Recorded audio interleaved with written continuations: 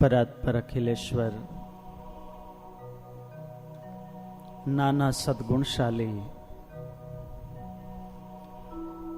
અનંત દિવ્ય કલ્યાણમય સદગુણ મંડિત, સર્વ અવતારના અવતારી, નિજ મંદિરમાં વિરાજમાન આપણા વહાલા વહાલા નીલકંઠ વર્ણિન્દ્ર મહાપ્રભુ,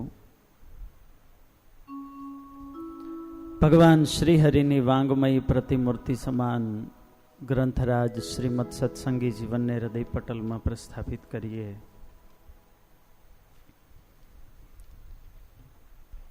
ભગવાનના પાવનકારી ચરિત્રોની કથા કરવાનો આવો દિવ્ય અવસર મળ્યો છે.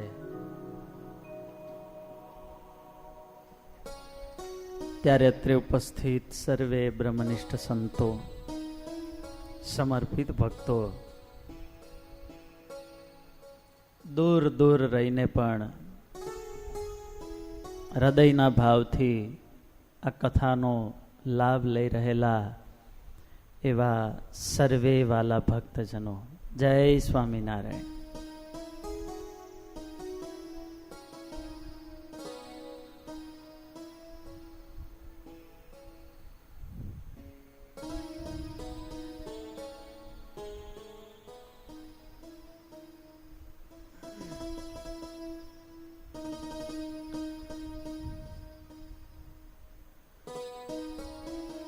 અગિયાર વર્ષના એક મહાન યોગીની આપણે પાવન ગાથાઓ જ્યારે સાંભળી રહ્યા છીએ,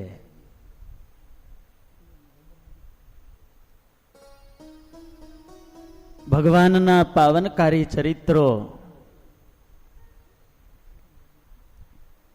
પ્રેમી ભક્તોને હૃદયના ભાવથી ગાન કરવા યોગ્ય છે. આજે સદગુરુ મહાનુભાવાનંદ સ્વામીનો અક્ષરવાસ થયો એ તિથિ છે.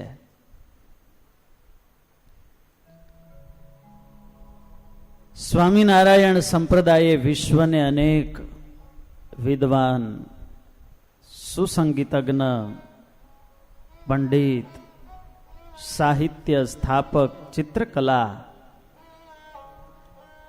આદિ અનેક ક્ષેત્રોમાં પારંગત એવા પરમહંસોની ભેટ આપી છે.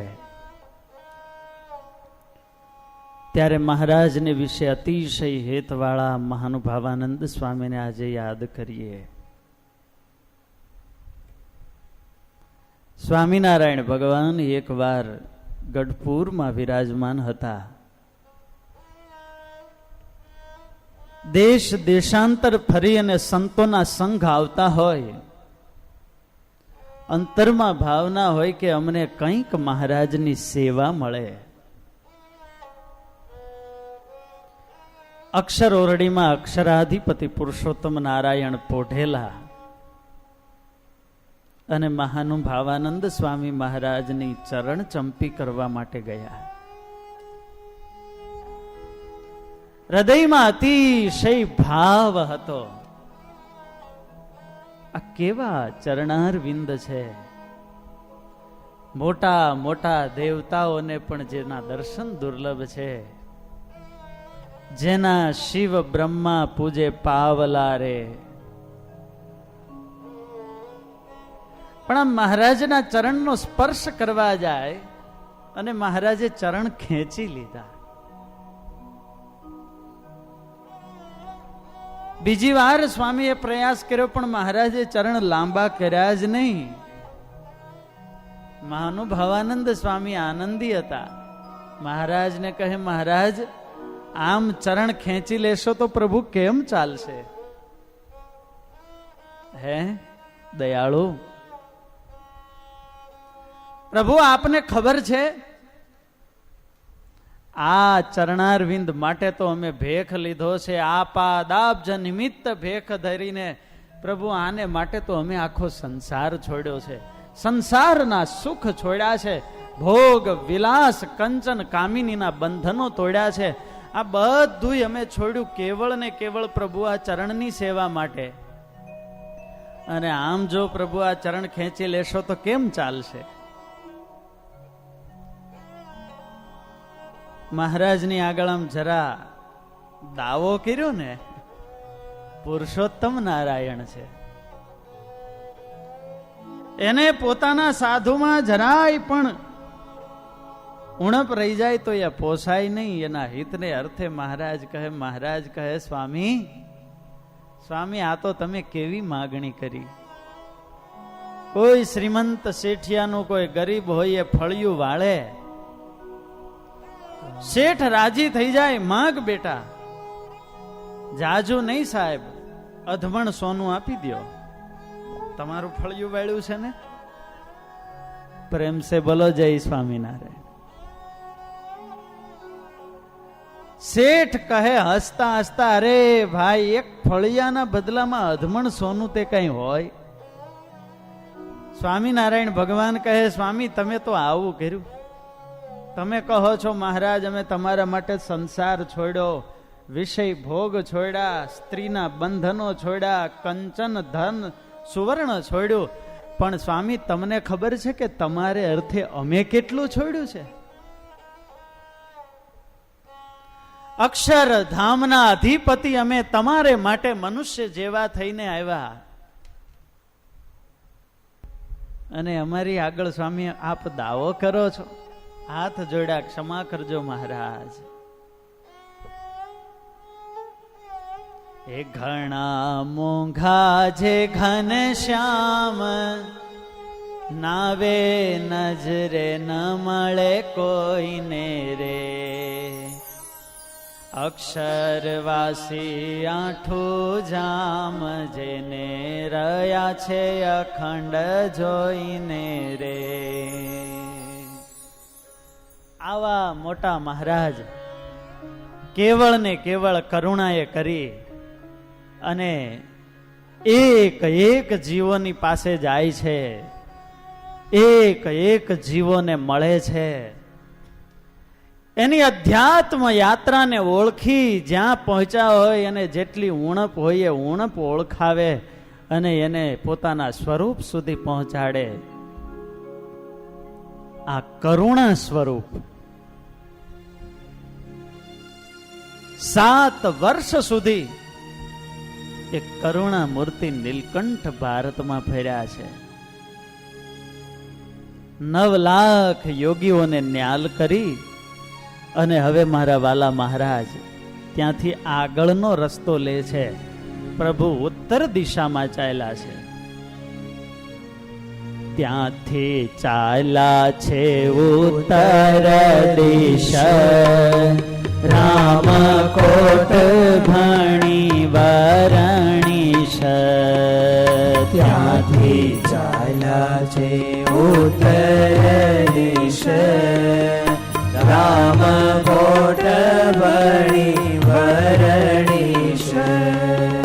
દૂરથી જગમગે મહાન, શ્વેત સ્ફટિક મણિ સમાન.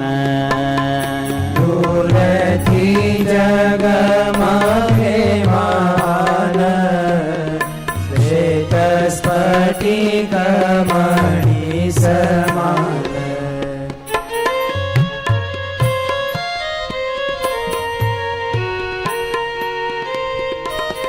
નીલકંઠ પ્રભુના માર્ગમાં રામકોટ નગર આવ્યું છે. મોટું નગર છે. મુંબઈ દિલ્હી જેવા મોટા મહાનગરો હોય,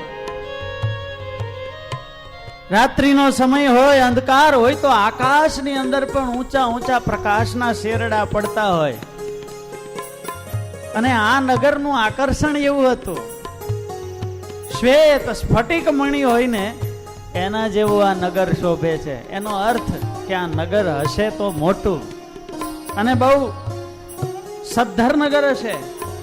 હતી હૈયામાં જોવાની આમાં, બાટે વૃત્તાંત જાણ્યો તમામ. હતી હૈયામાં જોવાની આમાં, બાટે જાણો તમામ સત્કાર કરે સહો ત્યાય અધઃ પતન યોગીનો થાય સત્કાર કરે સહો ત્યાય અધપતન યોગીનો થાય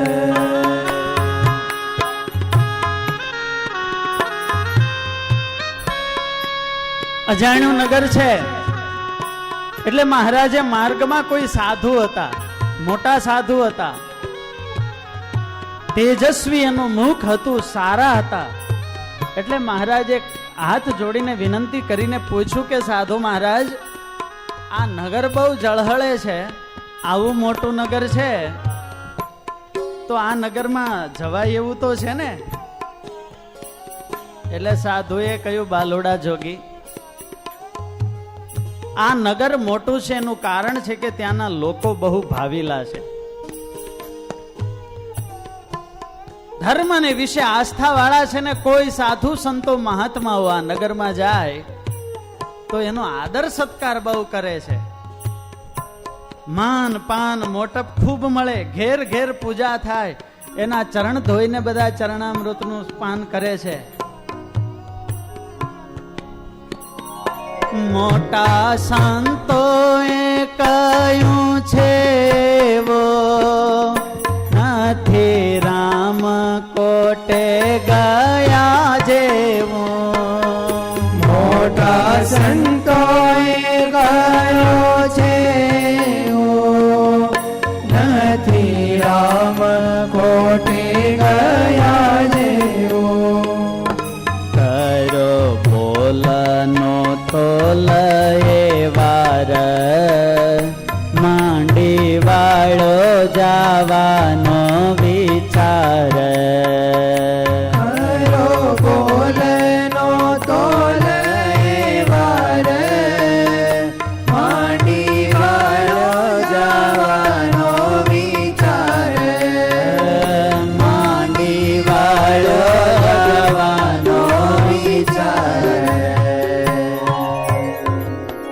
માર્ગમાં નગર આવ્યું, ખૂબ આકર્ષક હતું, જવાની ઈચ્છા હતી, પણ નીલકંઠ પ્રભુને ખ્યાલ આવ્યો કે અહીંના લોકો ખૂબ બધાને માન સન્માન આપે છે, ત્યાગી માટે અતિ આદર સત્કાર માન પ્રશંસા છે એ તો વિષ સમાન છે. આજે પ્રભુએ ત્યાગનો માર્ગ લીધો છે ને, એટલે ત્યાગીની શિક્ષાને અર્થે સારું નગર હોવા છતાંય પ્રભુએ પોતાનો માર્ગ બદલી નાખ્યો છે. કેટલી જાગૃતિ નીલકંઠ પ્રભુને છે. ભરતજીનું આખ્યાન સદાય દ્રષ્ટિ સન્મુખ એ બાલોડા જોગી રાખતા. આમ તો સાધુને જડ ભરતની પ્રકૃતિએ વર્તવાનું કહ્યું છે. આર્ષભો ભરતો વિપ્રો જડ વિપ્રો યથા ભુવિ. શિક્ષાપત્રીની અંદર સાધુના ધર્મ લખ્યા, એમાં મહારાજે આજ્ઞા કરી કે જડ ભરતની પ્રકૃતિએ સાધુએ વર્તવું. જડ ભરતની પ્રકૃતિ એટલે કેવી પ્રકૃતિ? કપડા પહેરવાનું કોઈ ભાન ન રાખે, ખાવા પીવાની દેહની કોઈ કદર ન કરે, અને આમ રૂખડની ફેટે ફરતા હોય, આ જડ ભરતનું દર્શન છે. સાધુ જો આવી રીતે વર્તે તો આપણને કેવું લાગે? પ્રેમ સે બોલો જય સ્વામિનારાયણ. પૂજ્ય દેવપ્રસાદ દાસજી સ્વામી બહુ સરસ આની વ્યાખ્યા કરે. મહારાજે કહ્યું કે જડ ભરતની પ્રકૃતિએ વર્તવું એટલે શું? તો કે જડ ભરતજી હતા એ અવતારમાં એને પ્રત્યેક ક્ષણે અનુસંધાન રહેતું કે પૂર્વે અમારા મતમાં મૃગે કર્યું તું વિઘનજી, એટલે આ જન્મે હવે અમારે ક્યાંય બંધાવવું નથી.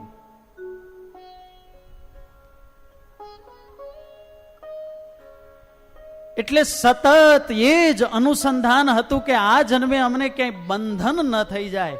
તમામ પ્રકૃતિ, તમામ પ્રવૃત્તિ એના મૂળમાં આ સમજણ હતી જડભરતના અવતાર વખતે કે આ જન્મે એવું તો કોઈ કર્મ થવું ન જોઈએ કે જેમાંથી નવો જન્મ થાય ને બંધન થઈ જાય. એ જન્મમાં એક મૃગલામાં વૃત્તિ રહી ગયેલી, એક મૃગ કે કારણે ભરત ધરત તીન દે. હવે આ વખતે કઈ બંધન થવા દેવું નથી. તો અમારા માર્ગમાં બંધન થાય એવી કઈ કઈ વસ્તુઓ છે એનું બધાયનું પ્રભુ ધ્યાન રાખતા. અને એમાંય સાધુને તો જ્યારે એવા બ્રહ્મ વેશમાં હતા, પ્રજ્ઞા જ્ઞાનથી પ્રજ્વલિત એ આત્માની જેમ ફરતા હોય, ત્યારે આવા જન્મ સિદ્ધ યોગીને જોઈ અને સમાજ છે એ ખૂબ આદર આપે, ખૂબ સત્કાર આપે. જીવને સૌથી વધારે ભગવાન સુધી પહોંચવામાં નડતું હોય ને તો એ સત્કાર, આદર અને માન છે. એટલે આ જન્મે ક્યાંય બંધન તો થવા જ દેવું નથી. લોકો માન આપે ને એવી એક પણ ચેષ્ટા કરવી નથી. કંઈક સારું કર્મ કરે તો લોકો માન આપે. એટલે સાધુ છે એ પોતાના મૂળ એક અનુભવને, અભિપ્રાયને એને હંમેશા જડભરતની જેમ છુપાવતા હોય છે.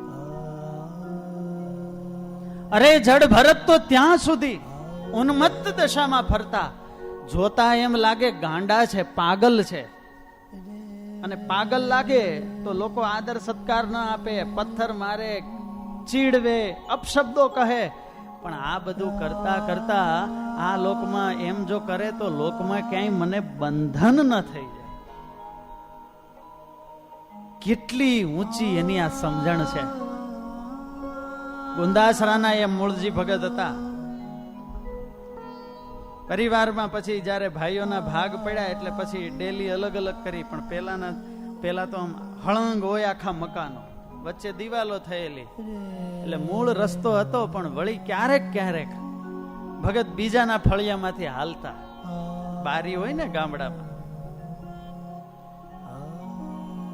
એટલે એટલો બધો ભગત પ્રત્યે ભાવ નહીં હોય. એટલે એના ફળિયામાંથી હાલે એટલે ભગતને ન બોલવા જેવા શબ્દોથી બોલી અને ભગતને એમ જરા.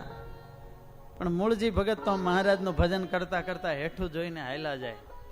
એટલે કોઈએ કહ્યું કે ભગત, તમે આવા મહારાજના એકાંતિક ભક્ત રાજ છો, એને ગમતું નથી, અને તોય ભગત તમે એના ફળિયામાં શા માટે હાલો છો ક્યારેક ક્યારેક? ભગત કહે, મારે ત્યાં ચાલવાની કોઈ જરૂર નથી, પણ હું તો મારા મનનો તપાસ કરવા માટે ચાલુ છું.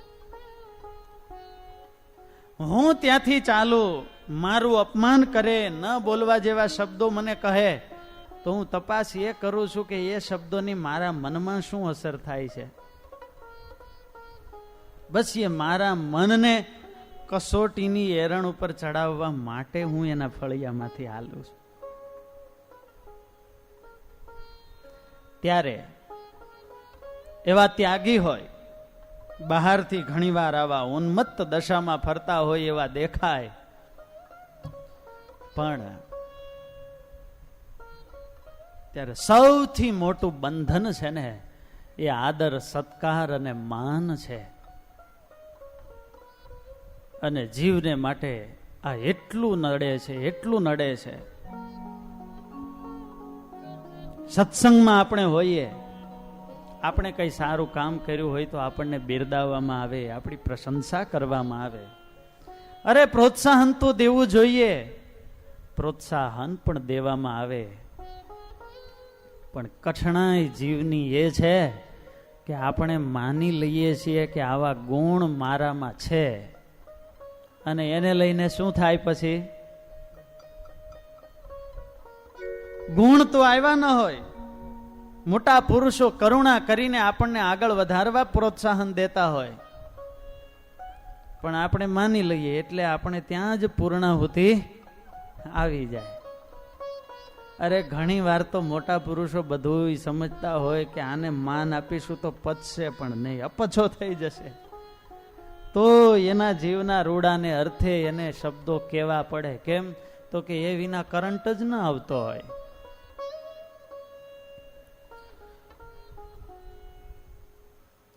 ત્યારે જે સત્સંગની અંદર દાસના દાસ થવા આવ્યા હતા એ સત્સંગની અંદર બોસ થઈ જવાય છે. મહારાજે આ માનને વચનામૃતમાં માન રૂપી હાડકાનું વચનામૃત છે.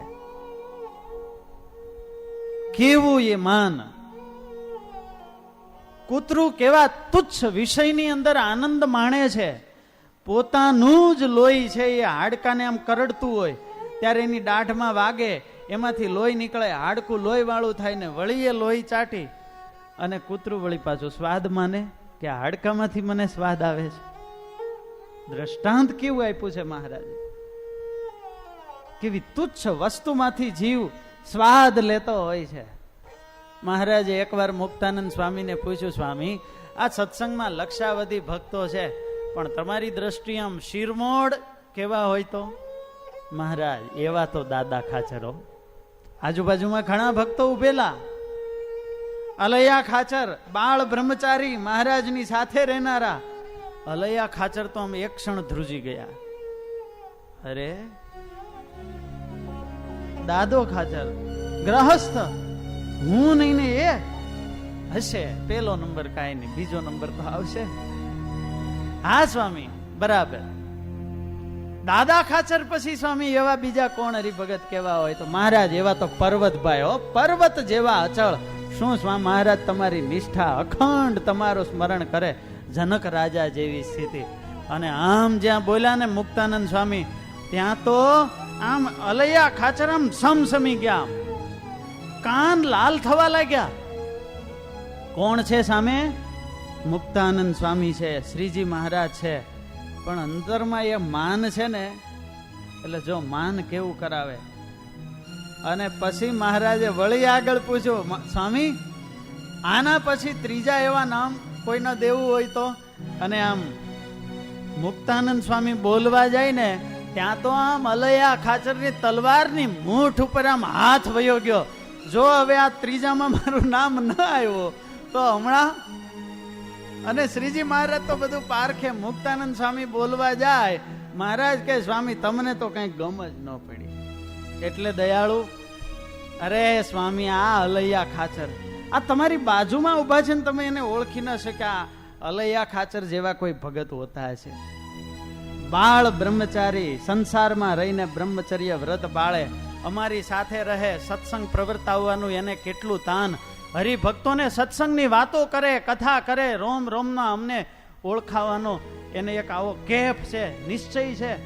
અને એમ કરીને મહારાજ આમ અલૈયા ખાચરના વખાણ કરવા લાગ્યા ને ત્યાં તો હાથ મૂઠ ઉપરથી પ્રેમ સે બોલો જય સ્વામિનારાયણ.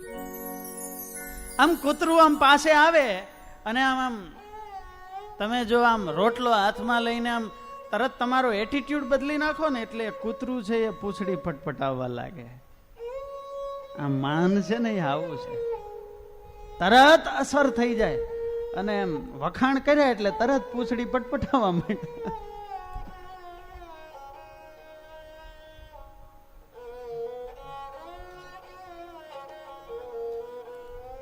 ત્યારે એ માન, આદર મળે, સત્કાર મળે, જેમ જેમ આપણી પ્રતિષ્ઠા વધે, પ્રશંસા વધે, એમ જો ધ્યાન ન રાખીએ ને તો એવું વધી જાય, એવું વધી જાય કે પછી તો એને ઓળખવું પણ અઘરું પડી જાય. એક એક જીવની ક્રિયાઓનું પ્રેરક બળ અંતરમાં પડેલું માન થઈ જાય. પછી જે સત્સંગમાં આવ્યા હોય, ભગવાનને પ્રસન્ન કરવાને, ભગવાનને રીઝવવા માટે ક્રિયા કરવાની હોય, એના બદલે બધુંય થાય. કોને રીઝવવા? મનને રીઝવવા. ઓલી સ્ટોરી વાંચી છે, સાંભળી તો હશે. કાગડો હતો, પૂરી લઈને આવ્યો, શિયાળભાઈ એવા વખાણ કરે, ભૂખ્યો હતો પણ વખાણ કરે ને એટલે કાં કાં કરવા લાગ્યો, તે પૂરી પડી ગઈ, શિયાળ લઈને હાલતું થઈ ગયું. હજુ આ તો કેફમાં જ છે, ઓલું તો હાલતું થઈ ગયું. અહીં સુધીની સ્ટોરી તો સાંભળી હશે બધાએ, પણ અહીંથી આગળ હાલી છે આ સ્ટોરી. ભૂખ્યા રહેવા છતાંય આ કાગડાને એટલો સ્વાદ આવ્યો. તુલસી લઘુ ભોજન કરે જીવે માન કે રંગ. આ કાગડાને એટલો વખાણનો સ્વાદ આવ્યો, પછી તો દરરોજ કાગડો પોતાને પેટ ભરાઈ જાય તોય પૂરી લઈને આવે, અને પેટ ભરાવાનું બાકી હોય પણ મને પ્રશંસા સાંભળવા મળે છે એટલે પૂરી લઈને ત્યાં બેસે, અને દરરોજના ક્રમ પ્રમાણે શિયાળ આવે અને વખાણ કરે, અને વળી કાગડો પૂરી.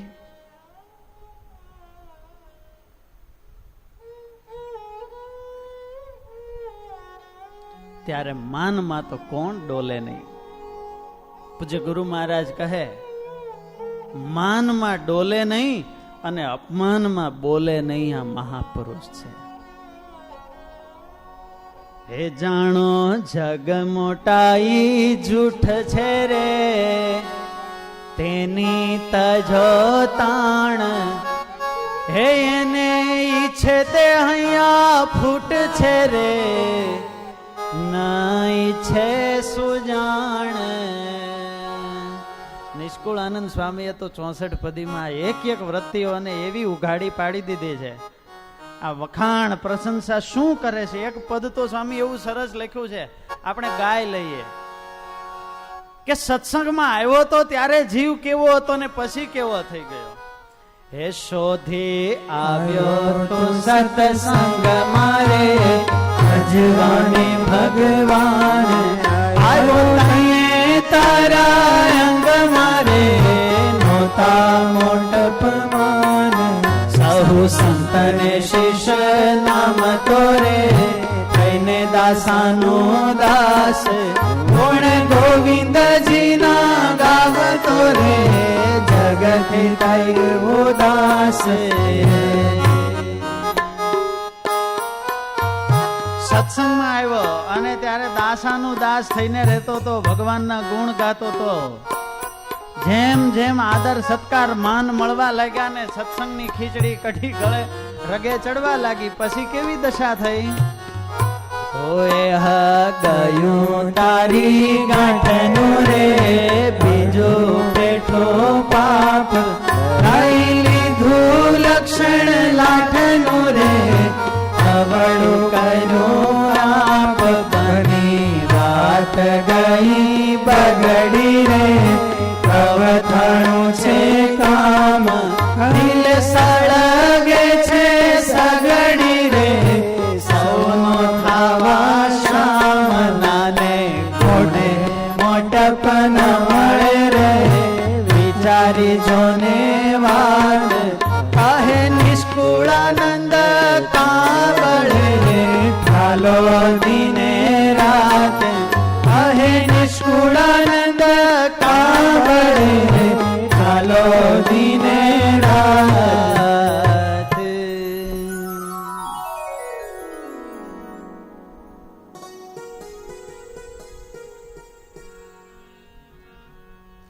નીલકંઠ પ્રભુએ સાંભળ્યું કે અહીં તો બધાને ખૂબ માન સત્કાર આપે છે. ઘરે ઘરે સંતન કો પધરાતે, भांति भांति के थाल झिमाते. झूठ प्रसादी संत की पावे, तिय मिली संतन चरण दबावे. ઘેર ઘેર સત્કાર કરે, ચરણ ધોઈને ચરણામૃત લે, ખૂબ સારા સારા મેવા મીઠાઈની રસોઈઓ આપે. આ બધાયમાં સાધુનું રૂડું નથી. અસ પ્રસંગ નહીં સાધુ ભલાઈ, હો વહિતા કો પતન બુરાઈ. સો બિચારી બટુ બિચરત દૂરા, રામ કોટ નહીં ગયો હજૂરા. પછી મહારાજ બાયપાસ થઈને નીકળી ગયા, રામકોટમાં ગયા નહીં. જ્યાં જ્યાં એવું લાગે આપણને અધ્યાત્મના માર્ગે કે અહીં જવાથી મારું પતન થશે, હું જીવ ન જઈશ, તો એવા માર્ગ આકર્ષક હોય, ઝગમગતા હોય, શ્વેત સ્ફટિક મણીની જેમ આપણને ખેંચતા હોય, પણ છતાં એ માર્ગને વંદન કરી અને ત્યાંથી છેટા ચાલવું જ હિતાવહ છે. અને એમાં જ જીવનું રૂડું થાય છે. મન છે એને સુખ ગમે છે અને આત્મા છે એને હિત ગમે છે. શ્રેયશ્ચ પ્રેયશ્ચ મનુષ્યમૈતત્ તૌ સંપરિત્ય વિવિનક્તિ ધીરઃ. કઠોપનિષદમાં કહ્યું, પ્રત્યેક ક્ષણે આપણી સામે માર્ગો હોય છે, સિલેક્શન હોય છે આપણા હાથમાં. એક શ્રેયનો માર્ગ અને એક પ્રેયનો માર્ગ. સારું જીવન એટલે સારું સિલેક્શન. દરેક ક્રિયામાં, દરેક વર્તનમાં, દરેક વિચારમાં શું ખાવું, કેમ ખાવું, શું સૂવું, ક્યાં સૂવું, કેવી રીતે સૂવું, દરેક વસ્તુની અંદર સિલેક્શન હોય છે. એક શ્રેયનું સિલેક્શન હોય છે અને એક પ્રેયનું. એક તયોઃ શ્રેયઃ આદદાનસ્ય સાધુ ભવતિ. એમાંથી જે હિતનો માર્ગ, આત્મકલ્યાણનો માર્ગ પસંદ કરે છે એ સુખી થઈ જાય છે. પ્રેયો ભોગો યોગ ક્ષેમાત વૃણીતે. અને જે પ્રેયનો માર્ગ પસંદ કરે છે એ પોતાના કલ્યાણના માર્ગથી પડી જાય છે. માટે રસ્તો આજે નીલકંઠ પ્રભુ શીખવે કે રસ્તો તો એવો લેવો કે જે રસ્તે આપણું શ્રેય હોય. સત્યનો માર્ગ કાંટાવાળો છે, અઘરો છે, ત્યાં સામે ચાલીને કોઈ લાડવા ન જમાડે. સત્યના માર્ગે ચાલે તો જગત તો એનું વિરોધી જ હોય, કારણ કે મેજોરિટી જ એની છે. એટલે લગભગ બધાય સ્વીકારે નહીં, પણ ભક્ત છે એ પોતાનો માર્ગ છોડતો નથી. આજે નીલકંઠ પ્રભુએ એ સંતના વચને વિશ્વાસ લાવી દીધો. આપ્ત વાક્યમ પ્રમાણમ. મોટા સંતોએ કહ્યું છે એવું નથી રામકોટે ગયા જેવું. કર્યો બોલનો તોલ એ વાર નથી માંડી વાળો જવાનો વિચાર. આપણને ગમતું હોય, ઈચ્છા હોય, જવું હોય, પણ ક્યારેક મોટા સંત એમ કહે, બેટા ત્યાં જવા જેવું નથી, જઈશ તો તારા હિતમાં નથી, બીજા જાય એનો વાંધો નહીં. પણ ત્યારે એ મોટાના વચનમાં વિશ્વાસ રાખવો એ બહુ મોટી વાત છે. કારણ કે મન તો ત્યાં ખેંચતું હોય, પણ ત્યાં એવા એકાંતિક સત્પુરુષના વચન છે એ જ આપણને બચાવી શકે છે. સદગુરુ ગુણાતીતાનંદ સ્વામીએ લખ્યું, એ વિષય ખંડન તો આ અનંત બ્રહ્માંડોમાં ક્યાંય નથી. સ્વામી કહે એક તો શ્વેત દ્વીપમાં છે, બીજું સ્વામી કહે બદ્રિકાશ્રમમાં વિષયનું ખંડન થાય છે. અને આ લોકમાં છે કે નહીં? તો સ્વામી કહે આ લોકમાં એવા મોટા સત્પુરુષ પાસે છે. ત્યારે રોકનારા તો એવા મોટા સત્પુરુષ હોય, એના સિવાય તો બીજા કોઈ રોકે પણ નહીં. પણ જીવમાં રાગ હોય ને એટલે રોકે ત્યારે પણ કઠણ પડતું હોય છે. મુમુક્ષુ હોય એને એમ મનાય કે ના, મારા હિતની વાત કરે છે તો મારે આમ જ કરવું છે.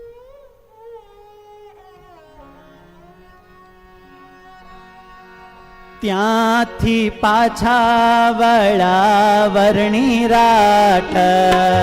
ત્યાંથી પાછા વળ્યા વર્ણી રાટ. લીધી બાળવા કુંડની વાટ. લીધી બાળવા કુંડની વાટ. નીલકંઠ પ્રભુ બાળવા કુંડ હવે જાય છે.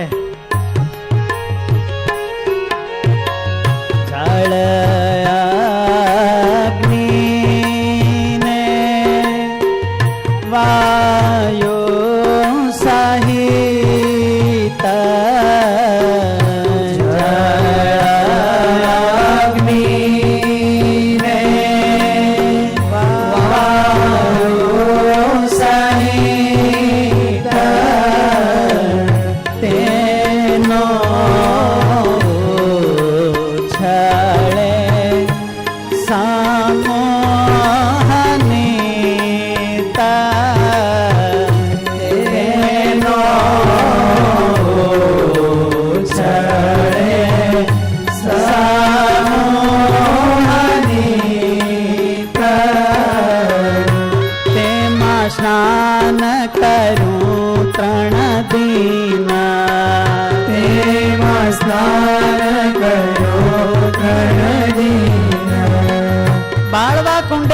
બાલુડા જોગી પધાર્યા છે.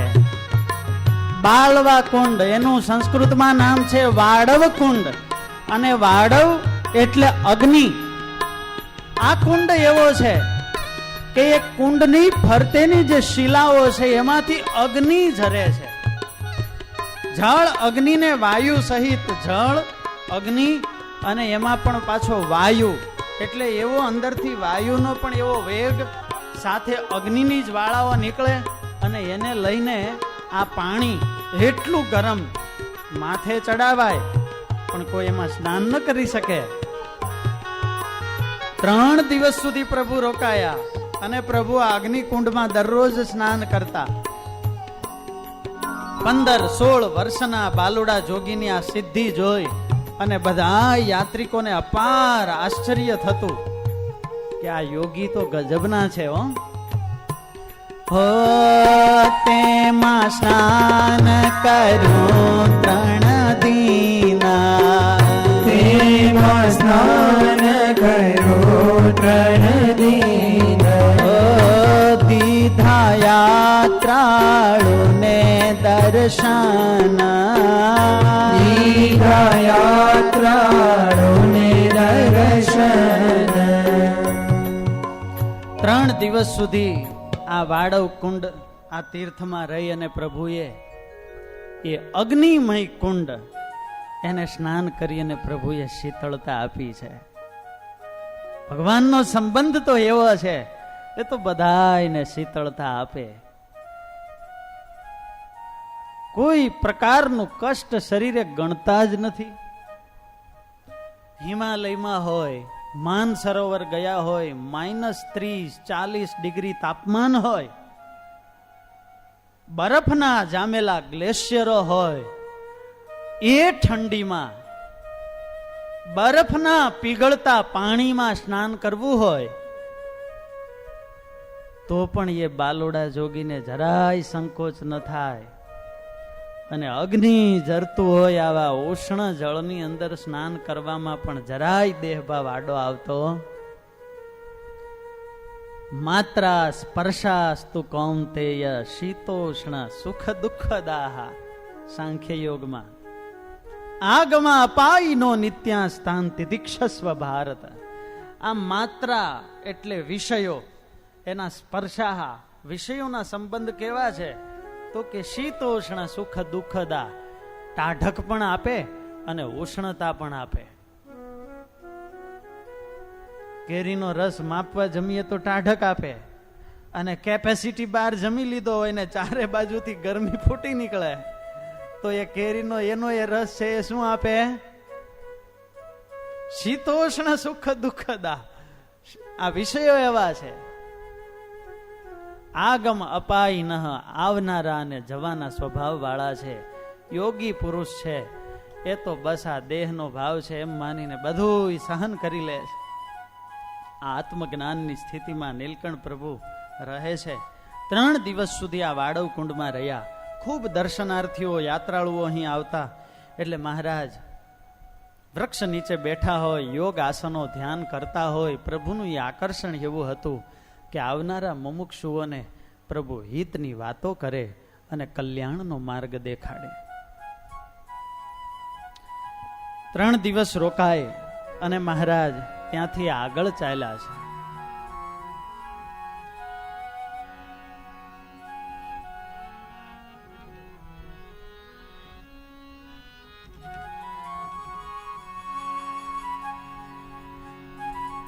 નીલકંઠ પ્રભુ ત્યાંથી આગળ ચાલ્યા અને માર્ગમાં એક નગર આવ્યું છે. નગરનું નામ છે નશીદપુર. અમુક અમુક આ વન વિચરણના પ્રસંગો એવા હોય છે કે કોઈ ગ્રંથોમાં એનો ક્રમ વ્યત્યાસ લખાયેલો હોય, આગળ પાછળ લેવાતું હોય. આ નશીદપુરમાં બાલુડા જોગી પધાર્યા. નગરની બહાર એક મોટી વાપિકા કેતા વાવ છે. વાવના કિનારે નીલકંઠ પ્રભુ જળપાન કરી અને ધ્યાનમાં બેઠા. શ્રી હરિએ કર્યું પછે સ્નાન, નિત્ય વિધિ કરે ભગવાન. શ્રી હરિએ કર્યું પછે સ્નાન, નિત્ય વિધિ કરે ભગવાન. તે સમે જનાગ્રનો રાય, એ સમે જનાગ્રનો રાય, ગયો તો વનમાં સમુદાય. ગયો તો વનમાં સમુદાય. સંગે લઈ ઘણાય સવાર, હિંસા કરવા તે નિરધાર. સંગે લઈ ઘણાય સવાર, હિંસા કરવા રાજા ગયેલો. નિરધાર. તે પાછો વળીને આવ્યો ત્યાં, તે પાછો ત્યાં, નારાયણ મુનિ બેઠા જાય. નારાયણ મુનિ બેઠા જાય. ભૂમાનંદ સ્વામીએ ઘનશ્યામ લીલામૃત સાગરના ઉત્તરાર્ધમાં ચરિત્ર લખ્યું અને એમાં સ્વામીએ નારાયણ મુનિ નામ લખ્યું કે બાલુડા જોગી એ નારાયણ મુનિ વિરાજમાન હતા પદ્માસન વાળી, અને પોતાનો મોટો શંખ લઈ અને રાજા ત્યાં આવે છે. એવો હિંસક રાજા હતો, પાપી રાજા હતો. અહીં તો ગજબનું ચરિત્ર. તેને પડ્યો છે અતિ પ્રયાસ, ગતિ ભંગ થઈ બેઠો પાસ. પડ્યો છે અતિ પ્રયાસ, ગતિ ભંગ થઈ બેઠો પાસ. મહાદુષ્ટમાંથી દુરાચાર, બેઠો નિર્ભયથી અવિચાર. મહાદુષ્ટમતી દુરાચાર, બેઠો નિર્ભયથી અવિચાર. એને કરવો છે ત્યાંથી દૂર, એને કરવો છે ત્યાંથી દૂર. અંતરયામી એ ધાર્યું છે ઉર. અંતરયામી એ ધાર્યો છે ઓર. અંતરયામી એ ધાર્યું છે ઉર. અંતરયામી એ ધાર્યો છે ઓર. શિકાર કરી, હિંસા કરી, મોટા એના જેવા જ બીજા પાપી લોકો, એની સાથે તો એવી જ ટીમ હોય ને. અને એ બધાય નગરમાં પ્રવેશ કરવા જાય અને નગરના બહારના ભાગમાં મોટું વૃક્ષ, ઘટાટોપ વૃક્ષોની છાયા, નીચે મોટી વાવ અને એના કિનારે બાલુડા જોગી વિરાજમાન હતા. ક્યારેય નહીં ને ખબર નહીં આજે આ રાજાના મનમાં શું થયું, અને રાજા ત્યાં રોકાઈ ગયો. તેને પડ્યો છે અતિ પ્રયાસ. ચંચળ માણસ ક્યાંય બેસી ન શકે, પણ અંદરથી કોઈ એને ખેંચતું હતું.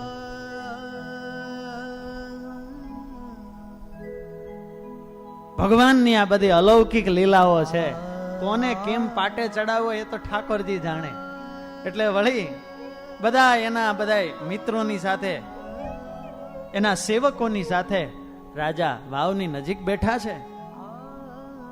એને કરવો છે ત્યાંથી દૂર, અંતર્યામીએ ધાર્યું છે ઉર. એવો દુષ્ટ રાજા હતો. નીલકંઠ પ્રભુને થયું આ ક્યાં આવીને બેઠો. માણસને થાય, આપણને થાય એ બધું બરાબર છે, ભગવાનને આવું થાય હે? મહાપુરુષોનો રોષ પણ જીવને માટે કૃપાનો ધોધ હોય છે. એમાં પણ કંઈક ને કંઈક તો છુપાયેલું હોય જ છે. પણ આ રાજાનું ચારિત્ર, એની હિંસક વૃત્તિ, એના પાપ કર્મો, આપણે તો માણસો સારા લાગે. કેમ તો કે સારા કપડાં પહેરીને આવ્યા હોય, સરસ મજાના શણગાર મેકઅપ કર્યા હોય, પરફ્યુમ છાંટ્યા હોય, એટલે આપણને થાય કે વાહ વાહ શું વાત છે. ચારે બાજુ આમ રજોગુણ પથરાયેલો હોય તો આપણે તો તરત અંજાઈ જઈએ અને એટલા માત્રથી સારું માનવા લાગતા હોઈએ છીએ. પણ જ્યારે ભગવાન છે એ બાહ્ય વસ્તુથી કે બાહ્ય વેશ પરિવેશ કે શોભાથી ક્યારેય રાજી થતા નથી. એ તો એ નારાયણ છે, અંતર્યામી છે. જીવના સારા નબળા બધાય કર્મોને એક જ ક્ષણમાં જોઈ લે છે અને એના મનમાં, ચિત્તમાં, બુદ્ધિમાં શું ચાલે છે એ બધુંય ઓળખી જતા હોય છે. બહારથી સારા હોઈએ પણ અંદરથી બગડેલા હોઈએ તો લોકમાં ચાલી જાય, ઠાકોરજીની આગળ ચાલે. ભગવાન તો એને જોનારા છે. એટલે પ્રભુને આમ જરા અણગમો થયો. આ અણગમો શેનો હતો? જીવના કુકર્મનો હતો. કુકર્મો એવા થઈ જાય પછી ભગવાન પણ જીવ ઉપર કુરાજી થતા હોય છે. અને આ બધા જે કુકર્મો છે, જેટલા માણસ ખોટા કર્મ કરે છે, કદાચ એનું ફળ જીવતા હોય ત્યાં સુધી ન દેખાય,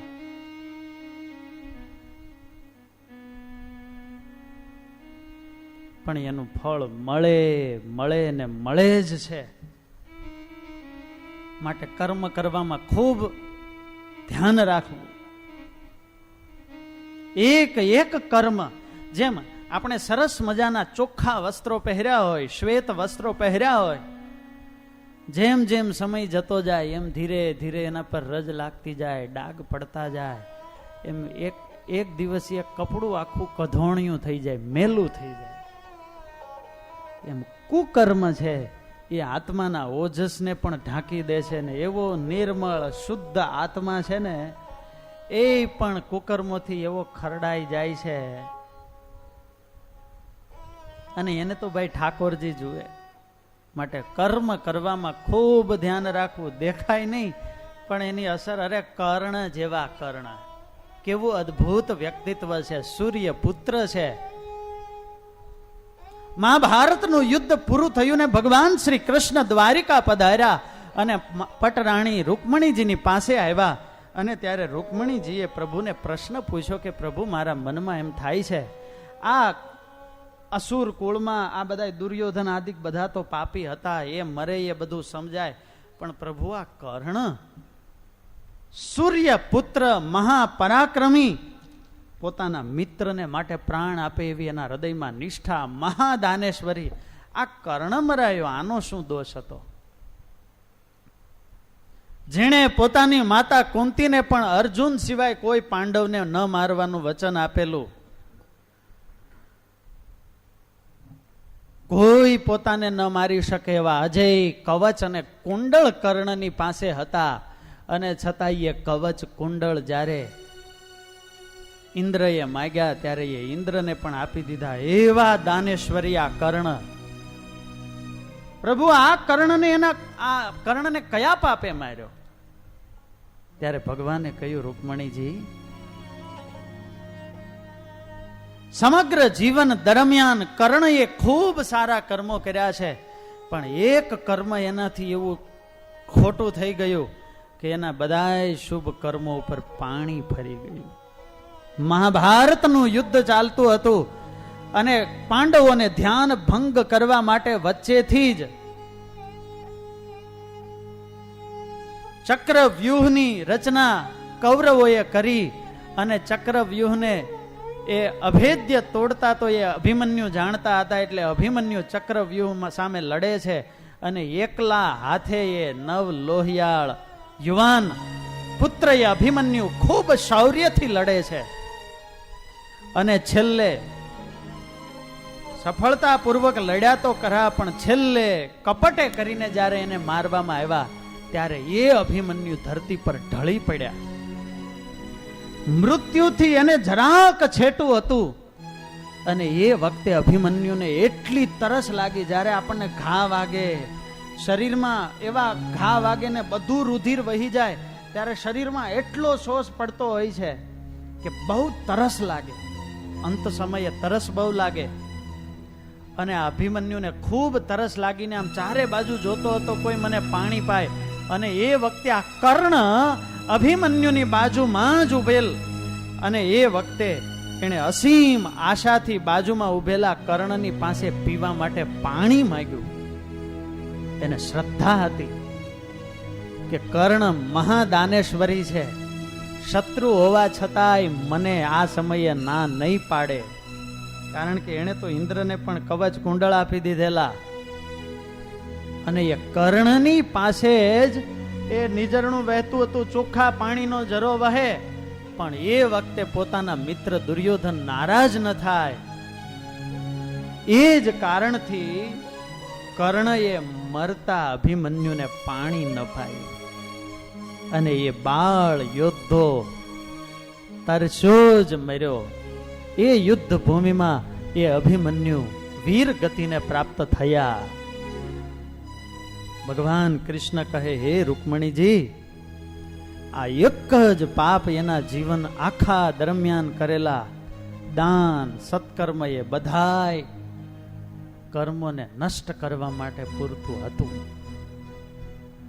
અને કાળની ગતિ તો કેવી વિચિત્ર છે.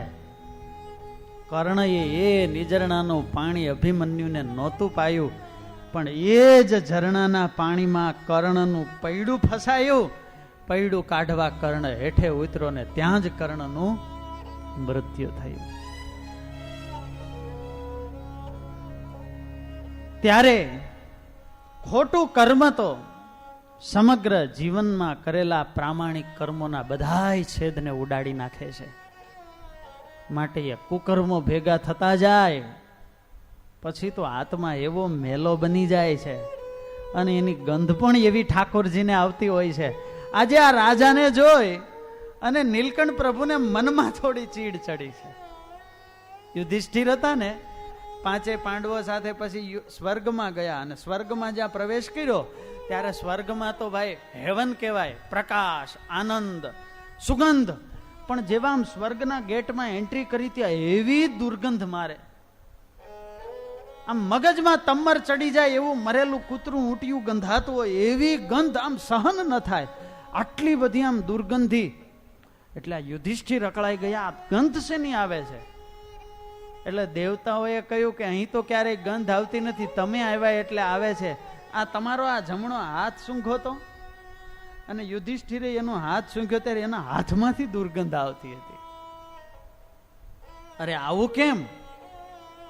ત્યારે એ દેવતાઓએ કહ્યું કે તમે આ હાથે કરીને જુગાર રમેલા, એવું તમે આખી જિંદગી સત્ય માર્ગે ચાલ્યા છો, ક્યારેય અસત્ય આચરણ કર્યું નથી. પણ આ એક કર્મ તમે હાથ દ્વારા એવું કરેલું, તમારા ભાઈઓ, તમારા પત્ની એ બધાયને તમે દાવમાં મૂકી દીધેલા ને જુગાર રમેલા ને એના પરિણામે આ થયું છે. જુઓ, નહીં પાપ અંધારે રહે, છાનું કરો કે ચોકમાં. નહીં પાપ અંધારે રહે, છાનું કરો કે ચોકમાં. અંતે પોકારી ઉઠશે આ લોકમાં કે પરલોકમાં. ત્યારે આ એક એક કર્મની બહુ અસર હોય છે. મહારાજે આ રાજાને જોયો અને પ્રભુને થયું, આમ ભગવાન સામે જુએ પછી તો આમ એક ક્ષણમાં એના બધા એકાઉન્ટની ફાઇલો ખુલી જતી હોય, જેટલા જેટલા કર્મો કર્યા હોય એ બધાય દેખાઈ જતા હોય. અને મહારાજને થયું આ પાપી આને આમ તો સમજે એમ છે નહીં, હજુ એવી બુદ્ધિ થઈ નથી કે અમારી વાતને સમજી શકશે.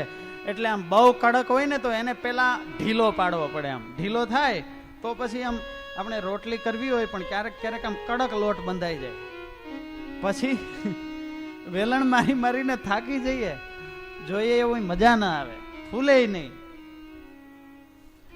એટલે ઠાકોરજીને થયું આને પેલા ઢીલો પાડવો પડશે. એટલે મહારાજે વાયુ દેવતાને આજ્ઞા કર્યો અને જોજો હવે શું થાય છે. એ કરી પ્રેરણા ત્યાં તત્કાળ ઘોડે સ્વાર થયો છે ભૂપાળ. કરી પ્રેરણા ત્યાં તત્કાળ ઘોડે સ્વાર થયો છે ભૂપાળ. અશ્વ સહિત ઉડો આકાશ, અશ્વ સહિત ઉડો આકાશ. ઉર્ધ્વ પંથે ચડો અવકાશ, ઉર્ધ્વ પંથે ચડો આકાશ. થોડે દૂર ગયો નભમાય, થોડે દૂર ગયો નભમાય. રાજા ગભરાણો ઘણો ત્યાંય, રાજા ગભરાણો ઘણો ત્યાંય. એને અંગે લાગ્યો છે સમીર, વસ્ત્ર ફાટા રહી નહીં ધીર. એને અંગે લાગ્યો છે સમીર, વસ્ત્ર ફાટ્યા રહી નહીં ધીર. આ ગઈકાલે કયું વાવાઝોડું આવ્યું હતું? નિસર્ગ. ત્યારે ઠાકોરજી એ વાવાઝોડાથી રક્ષા કરી. મુંબઈ વાસી ભક્તોને થોડી તકલીફ થઈ છે એ બાજુ, પણ આજે ઠાકોરજી એવો કમાલ કર્યો ને એવો ચક્રવાત આવ્યો, વાવાઝોડું આમ રાજા ઘોડા પર ચડ્યો ને હાલવાને બદલે ઘોડો હવામાં ઉડવા મળ્યો. અને પછી તો આમ જેમ વાતાવરણ ચક્રાવો લે એમ ચારે બાજુ આમ ઘોડા સહિત રાજા આમ એવો ફરે એટલે એ તો આમ ઘોડાની ગરદનને બાજી વળ્યો કે ક્યાંક પડવું નહીં. અને ભૂમાનંદ સ્વામી લખે કે એટલું જોરથી પવન કે વસ્ત્ર ફાટ્યા રહી નહીં ધીર. કેવો પવન છે કલ્પના કરો, એના કપડા ફાટી ગયા. આપણે જો ને આ બધી નીલકંઠ ધામની બધી ધજા ઉતારવી પડી. એટલો પવન હવે તો આ બધી ધજાઓ પવનના વેગથી ફાટી ગઈ. લ્યો, એવો અવાજ ધ્વજાનો આવે. આપણે ઘણા સૂર સાંભળ્યા હોય પણ અત્યારે બીજો કોઈ સૂર તો અહીંયા સંભળાતો નથી. એટલે શાંત વાતાવરણમાં રાત્રે મંદિરની વચ્ચે આમ કેમ્પસમાં બેસીએ ને એ ધજાઓ એક સાથે. હવે ચારે બાજુ આટલા બધા 25 મંદિરો, વચ્ચે મુખ્ય 4 મંદિરો, આખો મોટો કિલ્લો, અને એક સાથે 100-150 ધજાઓ ફરકતી હોય, એનો અવાજ એ સાંભળવા જેવો છે. હો, ન લીધો હોય તો એ લાભ લઈ લેજો. આ રાજાના તો બધા કપડા ફાટી ગયા. પછી તો ભાઈ ગંધ જાય કે ન જાય? તનમાં પામી ગયો છે ત્રાસ, તનમાં પામી ગયો છે ત્રાસ. નક્કી જાણ્યું હવે થશે નાશ, નક્કી જાણ્યું હવે થશે નાશ. કેવી રીતે નીચે ઉતરાય, કેવી રીતે નીચે ઉતરાય. નથી ઉગરવાનો ઉપાય, નથી ઉગરવાનો ઉપાય. ચાલી સઘળા શેરમાં વાત, ચાલી સઘળા શેરમાં વાત. હજારો લોક આવ્યા ત્યાં ખ્યાત, હજારો લોક આવ્યા ત્યાં ખ્યાત. બળી રાજાના સંબંધી જે બળી રાજાના સંબંધી છે. આવી મળ્યા છે સર્વે કે આવી મળ્યા છે સર્વે કે. છે સર્વે દેહ. આવી માયા છે સર્વે દેહ. આખું નગર જુએ છે અને આ રાજા ઉપર ચક્રાવે ચડ્યો, બચાવો બચાવો એવો નાદ કરે છે. આખું વાતાવરણ ગાજી રહ્યું છે અને આખું નગર આ બધો તમાશો જુએ, બધા જુએ પણ કરે શું? અને આજે તો રાજાની એવી બેઇજ્જતી થઈ, બધા કપડાં પણ ફાટી ગયા છે. અને આજે એની મનસ્થિતિ જે હશે એ તો એ રાજા જાણે. પૂજ્ય ગુરુ મહારાજ કહે ને કે હસતા હસતા કરેલા કર્મના ફળ રડતા રડતા ભોગવવા પડે છે.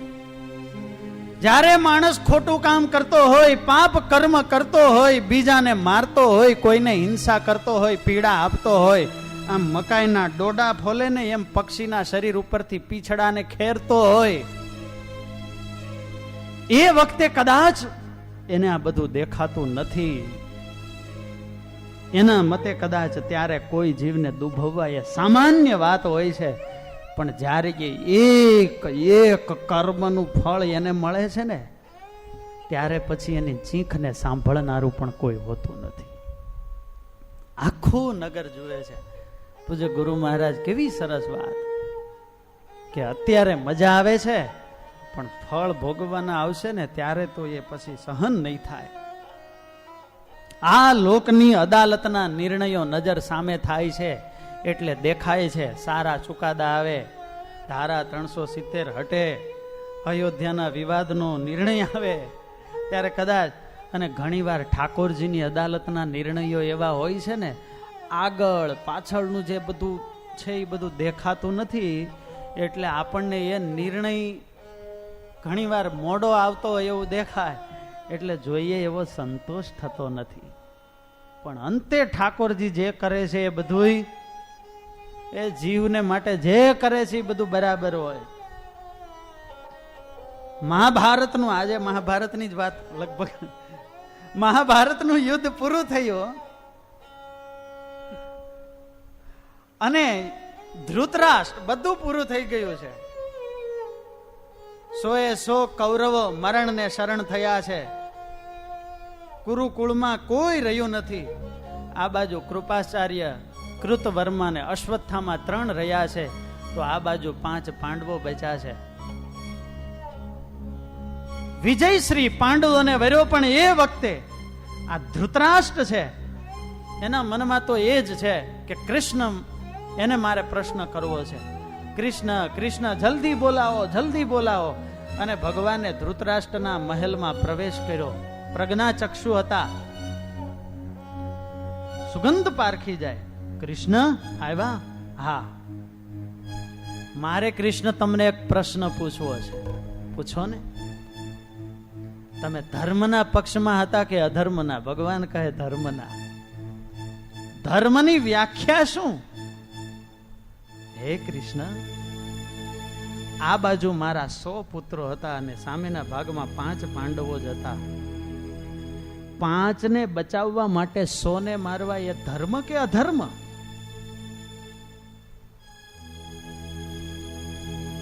પ્રશ્ન આપણને વિચારતા કરી મૂકે એવો. હે કૃષ્ણ, 100 માંથી આજે એકેય દીકરો જીવિત નથી, પાણી પાનારો કોઈ બચ્યો નથી. અને આવા 100 દીકરા ગુમાવ્યા પછી કેવી વેદના થાય એ તો આજે મારું હૈયું અનુભવે છે. આ ધર્મ નહીં કૃષ્ણ, નર્યો અધર્મ છે. અને એ વખતે ભગવાને ધૃતરાષ્ટ્રને કહ્યું છે, તમે તો માત્ર આ જન્મનું જુઓ છો, પણ મારી દ્રષ્ટિએ તો ભગવાન તો અનંત જન્મના જીવના કર્મો અને એ આધારે નિર્ણયો કરતા હોય. ભગવાન કહે, જો તમારે સાંભળવું જ છે આવું શા માટે થયું? આ જન્મે તમે રાજા છો, પણ ગયા જન્મમાં, આગળના જન્મમાં તમે શિકારી હતા. એક વૃક્ષ નીચે 100 રાજ મરાળ હંસો બેઠેલા, અને તમે ધગધગતી જાળ એ હંસો ઉપર નાખી તડફડિયા મારતા મારતા એ હંસો મૃત્યુ પામ્યા, અને એક હંસ હતો એ બચી તો શક્યો, પણ એની બંને આંખો વહી ગઈ. હે ધૃતરાષ્ટ્ર, તડફડાવીને તમે જે 100 હંસોને માર્યા છે ને, બસ એ જ રીતે બદલો લેવા માટે, તમને એ વેદના આપવા માટે એણે 100 દીકરા તરીકે તમારે ત્યાં જન્મ લીધેલો, અને એક હંસની 2 આંખો વહી ગયેલી ને, એટલા માટે આ જન્મે તમે પણ અંધ થયા છો. ઠાકોરજીની અદાલતની અંદર ક્યારેય અન્યાય થતો નથી. દેર હોય પણ ક્યારેય અંધેરો હોતો નથી. જીવને પોતાના આગળ પાછળની કંઈ ખબર નથી હોતી, અને એટલા માટે અનેક પ્રકારના પ્રશ્નો ઈશ્વરના અસ્તિત્વ ઉપર ઉઠાવતો હોય છે. જોવાની જરૂર છે પોતાના કર્મ સામે. આપણા જીવનમાં ક્યારેક આમ ન ઈષ્ટ આવે એવું જ્યારે કંઈક આપણને પરિણામ દેખાય, એવી વસ્તુ થાય ને, ત્યારે ભગવાનનો ભક્ત છે એ પહેલો વિચાર આ કરે કે મારાથી ક્યાં ભૂલ થઈ ગઈ છે કે મારા જીવનમાં આવું કર્મનું ફળ આવ્યું. જગતના જીવને એના કર્મે કરીને સુખ દુઃખ આવે છે. વચનામૃતમાં મહારાજ કહે કે ભગવાનનો ભક્ત છે એને સુખ દુઃખ આવે છે. એ શેણે કરીને? તો કે તુચ્છ પદાર્થને અર્થે ભગવાનની આજ્ઞાને લોભવે કરીને. ત્યારે ભગવાનનો ભક્ત એ તપાસ કરે કે મારાથી મહારાજની નાની મોટી કોઈ આજ્ઞા લોપાતી તો નથી ને. જેટલી આજ્ઞા પડે એટલા કર્મોય બળે ને વાસનાએ બળે. આજ્ઞાની અંદર સાર ધાર રહેતા હોઈએ તો એ તપાસ કરવો કે કોઈ ભગવાનના ગરીબડા ભક્ત એનો મારાથી દ્રોહ કે અપરાધ તો નથી થતો ને. એ દ્રોહ છે ને એ આપણા બધાય કર્મોને બાળી નાખે, શુભ કર્મોને. એ પણ તપાસ કરવો કે અનિતિનું દ્રવ્ય તો નથી આવતું ને. અનિતિનું જો દ્રવ્ય આવી ગયું હોય ને તો એ દ્રવ્ય છે ને, એ દ્રવ્ય પણ એવી જ જગ્યાએ જાય. ઘરમાં પછી જેવા એવા મોટા મોટા ઘણા માણસોને જોયેલા છે મેં તો. બહુ મોટી પોસ્ટ હોય અને સાઇન કરે ત્યાં લાખો કરોડોના ટેન્ડર પાસ થતા હોય ને એમાંય પર્સન્ટેજ બધું રાખેલું જ હોય. આવા મોટા હોય. આજે તો વ્યાખ્યા જેવી થઈ ગઈ છે કે પછી સત્તામાં આવ્યા ન આવ્યા એટલે સત્તા મળી એટલે લૂંટી લ્યો. પણ વાલા ભક્તજનો એ કાંઈ પચતું નથી. એના દીકરા એવા દારૂડિયા થાય, વ્યભિચારી થાય, એના ખુદના શરીરની અંદર એટલા રોગો હોય. મોટા મોટા કલેક્ટરો ને મોટી મોટી હસ્તીઓ અહીં આવતી હોય છે ઘણી વાર. જમાડવા જઈએ, પાસે જઈએ તો પેલા ઇન્જેક્શન લે, પછી તો ખાવાની શરૂઆત થાય. નહીતર તો ડાયાબિટીસ કેટલું કંટ્રોલમાં લેવું પડે. જેમાં પેલા ગોળી જમતી વખતે, જેમાં પછી, અને ત્યારે તો એ ચાલી શકે. લ્યો, આવું બધું કેમ?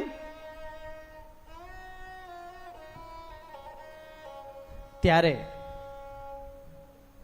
મહારાજ એમણે આ રાજાને બરાબરનો પાઠ ભણાવ્યો છે. અને આજે એને એવી વીતી છે, ગામના લોકો આવી ગયા છે ને નગરના લોકો બધા આ તમાશો જુએ છે. હવે સમજો કે આ રાજા એવો હિંસક છે, પાપી છે, એવો ભયંકર છે.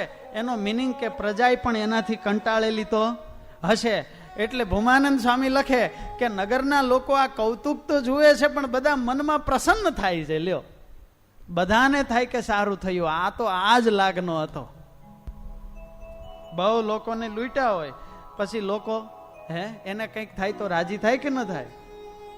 આમ તો 3-4 નેતાઓ હતા, એક હેલિકોપ્ટરમાં જતા હતા. એટલે એક ગામ આવ્યું, એવું ગરીબ ગામ. એટલે વળી એના હૃદયમાં દયા આવી. એટલે ખિસ્સામાંથી આમ 100 નોટ કાઢી અને આમ ઉપરથી નાખી કે જે લોકોને મળે આ ગામના લોકો બિચારા સુખિયા થાય. તો બીજા નેતાને થયું હું ક્યાં કમ છું. એટલે એણે ખિસ્સામાંથી 50 નોટ કાઢી અને 50 નોટ કાઢીને આમ હેઠે નાખી કે 10-12 શું 25-50 લોકો સુખિયા થાય. ત્યાં ત્રીજા નેતા હતા, એણે તો આખું 100 નોટોનું બંડલ હતું એ કાઢી અને એ નાખ્યું કે આખું ગામ સુખી થાય. અને આમ બધા વિચાર કરે છે. ત્યાં પાયલોટે આમ પેરાશૂટ આમ ખભે નાખ્યું અને એણે એમાં ઉપરથી કૂદકો માર્યો કે આખો દેશ સુખીઓ થાય.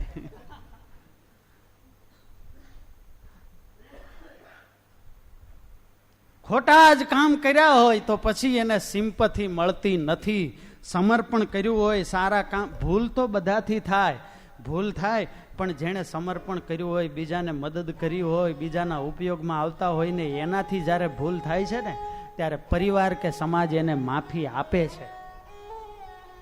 પણ જેણે ચૂસવાનું જ કામ કર્યું છે, મારો અર્થ કેમ સિદ્ધ થાય, મારું કામ થવું જોઈએ, સ્વાર્થી પ્રકૃતિનું જેને નેચર છે એનાથી જ્યારે ભૂલ થાય છે ને પછી એને પરિવારમાં કે ઘરમાં કોઈ માફી આપતું નથી. લોકો એની ભૂલની રાહ જોઈને બેઠા હોય છે અને જ્યારે એવો માણસ ભૂલ કરે ને પછી તો એવો એને ચગાવે, એને એમ થઈ જાય વીતી જાય કે જીવવું કે મરવું. એટલા માટે સ્વભાવ સારા રાખવા, નહીતર પછી લોકો આપણને જોઈને રાજી થાય. રાજાના સંબંધી જન જે પ્રભુની પાસે આવ્યા છે તે દીન થઈને કરે છે સ્તવન, પાહી મામ ભગવાન. હે પ્રભુ, આ બાલુડા જોગી છે ને એવા ચમત્કારી હતા, એવા આકર્ષક હતા અને એનો પ્રભાવ એવો હતો એટલે બધાને એમ થયું કે આ જોગી છે ને એની પાસે જઈશું ને તો જ આ દુઃખમાંથી આપણે બહાર નીકળી શકશું. બીજાને તો દયા ન આવે પણ પરિવારને તો આવે ને. રાવણ ભલે ગમે એવો હોય પણ મંદોદરી તો ભાઈ પરમ ભક્ત હતા, એનો પરિવાર દૈવી હતો, બધા સારા હતા. હે બાલા બ્રહ્મચારી મોરારે, આજે ભૂપતિની કરો વાર, દયા કરીને ઉતારો આપ, ટાળો રાજાના ત્રિવિધ તાપ. આ સંબંધીઓ આવી એની આ દશા જોઈ અને મહારાજને વિનંતી કરે છે કે હે બાલુડા જોગી, પ્રભુ રક્ષા કરો, રક્ષા કરો. ભગવાન મનમાં હસે છે. શેનું ભગવાનને હસવું આવ્યું છે તમે કયો તો? હા, જીવની આ દશા તો જો કે જીવને કંઈક સારું થતું હોય ત્યાં સુધી ક્યારેય અમને સંભાળતો, જ્યારે તકલીફ પડે, જ્યારે મુશ્કેલીમાં આવે ત્યારે સારું હોય ત્યારે ક્યારેય ભગવાનની સામે ન જુએ અને મુશ્કેલીમાં આવે એટલે ભગવાનની પાસે જાય ને પ્રભુ મને બચાવો, મારી રક્ષા કરો. જીવની આ સ્વાર્થી પ્રકૃતિ જોઈ અને કરુણામય એવા મહારાજ છે એના હૃદયમાં દયા આવી છે. છતાંય આ તો ભાઈ દયાનો સાગર કહેવાય ને. આપણે મંદિરે જતા હઈશું જ્યારે જ્યારે જીવો, તમારી તો વાત નથી, પણ મોટા ભાગે લક્ષ્મીજીના દર્શન કરવા, લક્ષ્મીનારાયણ દેવના દર્શન કરવા આવતા હોય એવું પણ ન કહેવાય ભગવાનના ભક્તોને. પણ જો અંદર કાંઈક ને કાંઈક કામના હોય ને તો મોટા ભાગે આપણા દુઃખ ભગવાનને સંભળાવવા અને માગવા માટે જ ભગવાન પાસે જતા હોય. એમ થાય કે હવે ક્યાંયથી મેળ પડતો નથી તો ક્યાં જવું જોઈએ? હવે ઠાકોરજી પાસે જાઓ. હવે કેવા કરુણા નિધાન ભગવાન, પ્રેમી જનને વશ ભગવાન એવા નિર્મળ હૃદયના ભક્તને ઝંખે છે અને એની સામે આવે છે કેવા, અને તોય એની દયા, તોય એની કરુણા ખૂટતી નથી. અંતે એ રમકડાય ભગવાન આપણને આપે તો આપણને વિશ્વાસ આવે કે ભાઈ આ રમકડા ન્યાથી મળશે, હાલો જઈએ, હાલો જઈએ. આજે નાનું રમકડું, કાલે મોટું રમકડું, આટલા મળતા મળતા એક દિવસ એમ થઈ જાય ઓહો ત્યાં તો કેટલું છે. પછી તો ભક્તિ કરશે આવી કરુણાથી. પણ જીવ તો પેલું ભજન છે ને, હે મને મુશ્કેલી જ્યારે પડે હે ત્યારે તને યાદ કરું, મને મુશ્કેલી જ્યારે પડે ત્યારે તને યાદ કરું, અને સુખમાં હું વિસરું તને, દુઃખમાં હું યાદ કરું, અને સુખમાં હું વિસરો તને, દુઃખમાં હું યાદ કરું.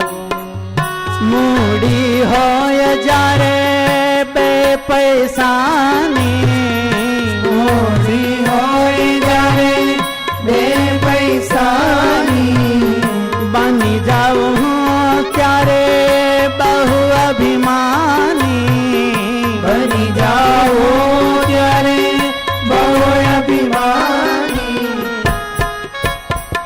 હે જ્યારે ખાવાના સાસા પડે ત્યારે તને યાદ કરું, જ્યારે ખાવાના સાસા પડે ત્યારે તને યાદ કરું.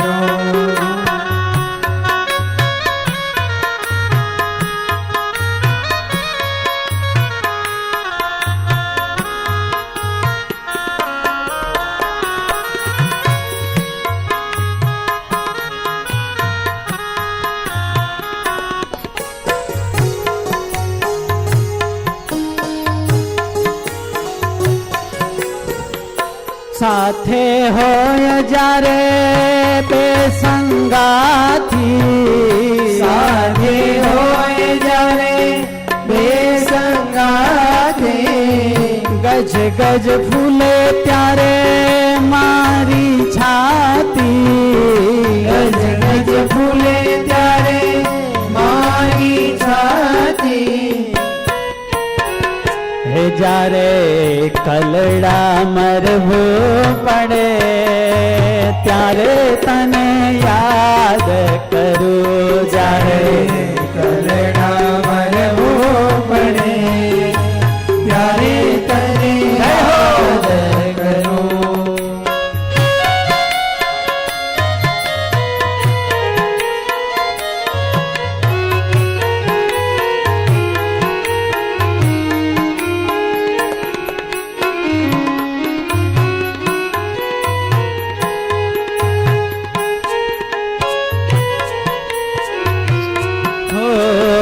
યૌવન જ્યારે હવે અંગમાં છલકે, યૌવન જ્યારે હવે અંગમાં છલકે, પાપો કરતા કદી મુખડું મલકે, પાપો કરતા કદી મુખડું મલકે.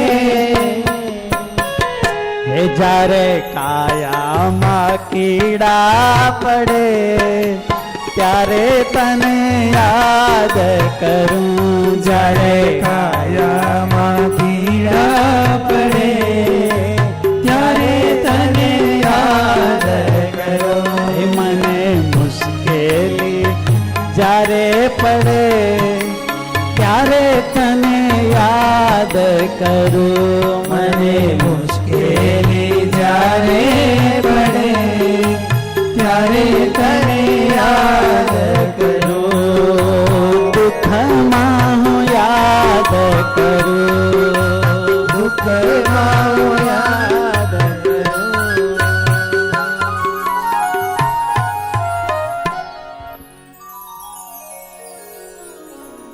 હાથ જોડીને આ રાજાનો પરિવાર, આ રાણી મહારાજની આગળ આંસુડા સારવા લાગ્યા અને વિનંતી કરવા લાગ્યા કે હે બાલુડા જોગી, આપ જ પરમેશ્વર છો પ્રભુ, આપ સમર્થ છો, આપની આગળ હાથ જોડીએ છીએ, કંઈક કરો, કંઈક કરો, અમારા પતિદેવને નીચે ઉતારો.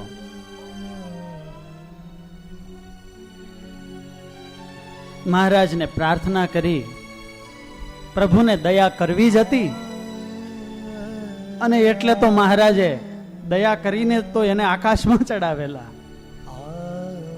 ભગવાન એવા શિક્ષક છે ઠોઠમાં ઠોઠ વિદ્યાર્થીને પણ કયો દાખલો કેવી રીતે શીખવી દેવો, કઈ વાત કોના ગળે કેમ ઉતારી દેવી, એ ભગવાનને આવડે.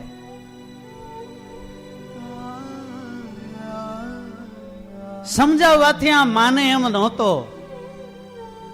એવી વેદના આવે, એવી પીડા આવે, કોઈ રીતે મેળ ન પડે, અને પછી એમાંથી ઠાકોરજી બચાવે ને પછી નિષ્ઠા થઈ જાય, વિશ્વાસ આવી જાય.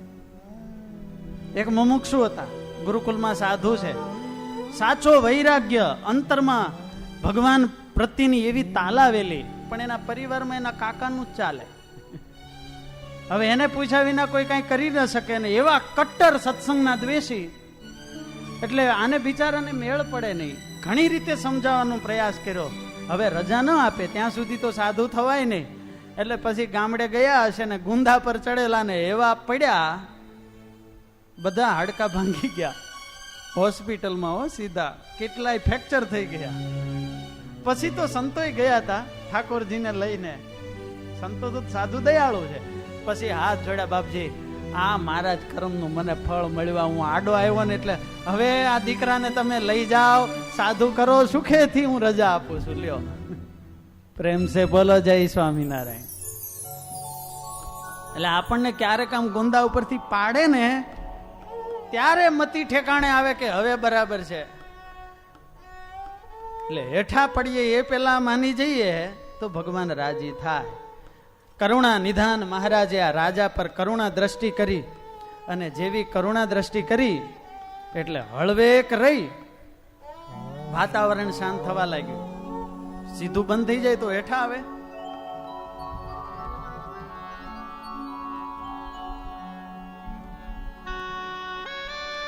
કૃપા કરીને જોયો સન્મુખ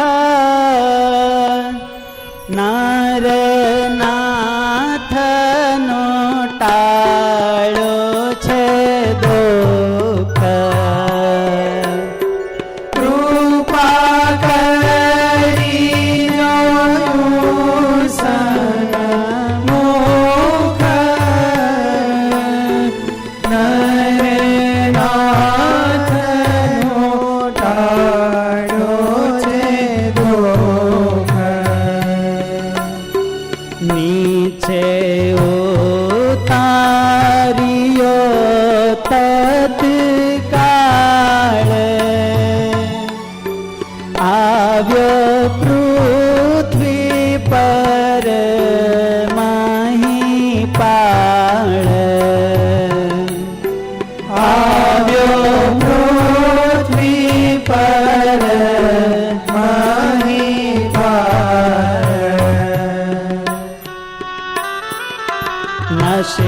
નશીદપુરની વાવ પર બેઠા નીલકંઠનાથ. નશીદપુરની વાવ પર ધ્યાન કરજો ભક્તો. નીલકંઠનાથ. સાય કરી ત્યાં નારાયણી શ્રી હરિએ કરો સનાથ. સાય કરી ત્યાં નારાયણી શ્રી હરિએ કરો સનાથ. આકાશથી નીચે ઉતારો નશીદપુરનો રાજન. આકાશથી નીચે ઉતારો નસીદપુરનો રાજન. પ્રેમ મગન થઈ આવ્યો જ્યાં બેઠા છે શ્રી ભગવાન. પ્રેમ મગન થઈ આવ્યો જ્યાં બેઠા છે શ્રી ભગવાન. પ્રણામ કરો છે પ્રેમથી મૂકીને પોતાનું માન. પ્રણામ કરો છે પ્રેમથી મૂકીને પોતાનું માન. દિન થઈને કેવાલા માતા જન તે સ્થાન. દિલ થઈને કેવા લાગ્યો સુણતા જન તે સ્થાન. ભગવાનની આગળ હાથ જોડી દીન આધીન થઈ અને હવે મહારાજને પ્રાર્થના કરવા લાગે છે. મતી ઠેકાણે આવી ગઈ. આવા તેજસ્વી બાલોડા જોગી છે. આજે એની પાસે હું મારા પાપનો એકરાર કરી લઉં તો મને ભગવાન આ બધાય પાપોમાંથી મુક્ત કરશે. પાપ તો કરે છે પણ એનો જે મિથ્યા અભિમાન છે, અહંકાર છે, એનાથી એને કારણે જીવ પોતાના પાપનો એકરાર કરી શકતો નથી. દુષ્ટ કર્મ કરે છે. અત્યાર સુધી રાજાઓ તો મહારાજને ઘણા મળેલા પણ કોઈને નહીં, અને આને જ કેમ ઉપર ચડાયો? આનો અહંકાર પ્રભુને ઓછો કરવો હતો. માણસ જ્યારે કલ્પના કરતા વધારે ખોટા કામ કરી નાખે ને, પેલા તો પાપ કરે ને, એટલે પ્રારંભમાં પાપ ખોટા કામ કરતા કરતા પાપની બીક ઓછી થતી જાય. પછી બીક નીકળવા લાગે એટલે પાપનું પુનરાવર્તન પણ થતું જાય. અને એમ કરતા કરતા એક પરિસ્થિતિ તો એવી આવી જાય કે પોતે ખોટા કામ કરે છે એ ભૂલાઈ જાય છે. હું કરું છું એ જ સત્ય છે, એ જ સાચું છે એવું મનાવા લાગે. એવા વિશ્વના ઇતિહાસમાં ક્રૂર કાતિલ રાજાઓ થયા છે જેનામાં દયાનો છાંટો ન હોય. માણસ આમ કેમ જીવી શકતો હશે? પણ એ કર્મનો પરિપાક એવી મનસ દશા સુધી એને પહોંચાડી દે છે કે પછી માણસ પોતાની ભૂલ પણ ઓળખી શકતો નથી.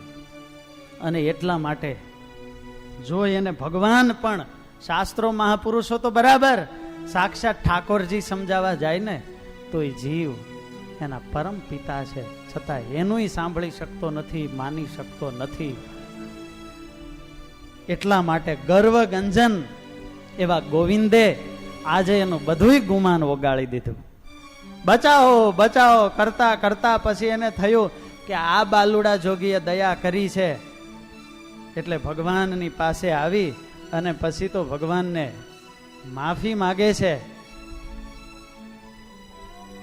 માણસનું અભિમાન જ્યારે માણસને ચક્રાવે ચડાવે, હેરાન કરી મૂકે ને પછી થાય કે હવે હું ભગવાન પાસે જાઉં, સાધુ પાસે જાઉં, અને પછી શરણાગતિ સ્વીકારે. આ બધું આપના ચરણમાં મૂકું છું. જ્યારે મૂકે ને પછી ભગવાન એને પરમ શુદ્ધ કરતા હોય છે. આશ્ચર્ય પામ્યા જન સરવ,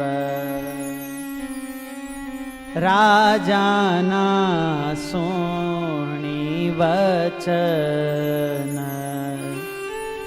નિરમાની થઈને પગે પડ્યા, કરવા લાગ્યા સ્તવન.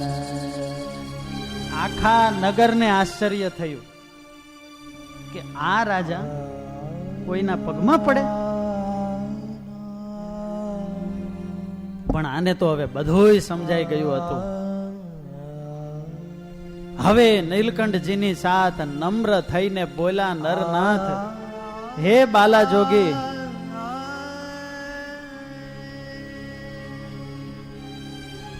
હે પ્રભુ, મને હવે બચાવો. પણ એ વખતે નીલકંઠ પ્રભુ પણ આજે કડક થયા છે અને મહારાજે એવો ફટકો માર્યો રાજાને, મતિ મંદ થઈને તે આપ,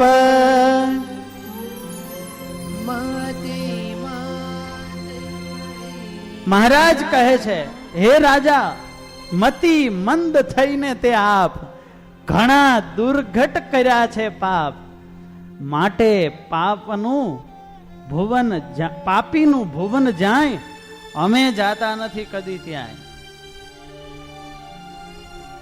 તું રાજા કહે છે કે પ્રભુ મારે ઘેર પધારો, પણ તારા જેવા જે પાપી હોય ને એને ત્યાં અમે ક્યારેય જતા નથી.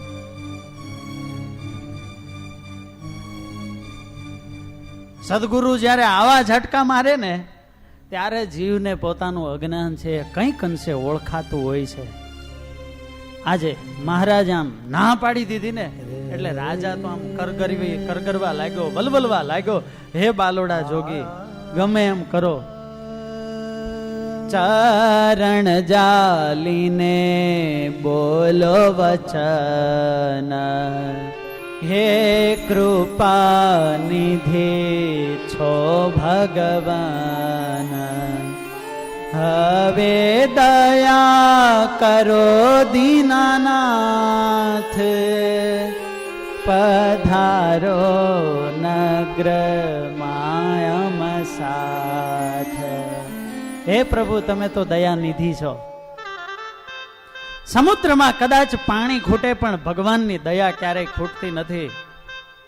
પ્રભુ પધારો, અમારી વિનંતી છે. મહારાજ કહે તમે નિયમ લ્યો, આજથી અમે ખોટા કામ નહીં કરીએ, કોઈને દુખી નહીં કરીએ, ખોટા વ્યસનો નહીં કરીએ. જેટલા પાપ કર્મ કરો છો એ બધાયનો ત્યાગ કરવાનો તમે નિયમ લ્યો, પછી અમે તમારે ત્યાં આવીએ.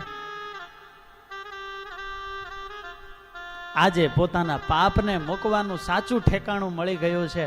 અને ભગવાન મળે પછી તો ભાઈ ભલભલાના લેમ્પ પ્રગટી જાય ને. એટલે આજે એના દિલમાં એમ થયું કે પ્રભુ હવે આજથી હું ક્યારેય આવી ભૂલ નહીં કરું, પણ બાલોડા જોગી મારે ઘેર પધારો. અને પછી આવો સંકલ્પ કર્યો ને પછી ઠાકોરજી જવા માટે તૈયાર થયા છે. અને મહારાજ એમને ઘેર પધારે છે. 3 રાણી છે અને 4 કુંવરી છે.